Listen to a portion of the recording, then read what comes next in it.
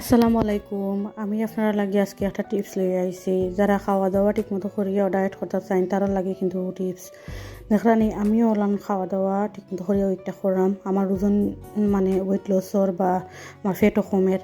তো কিলা করতা আমি কই আপনারা প্রত্যেকদিন সকালে ডেইলি ঘুম থেকে উঠা পরেও খালি পেটে উনি গরম পানির মাঝে লেবুর রস দিবা দিয়া খাইবা, খাইবা, কোনো মধু দিবা না, কোনো চিনি দিবা না।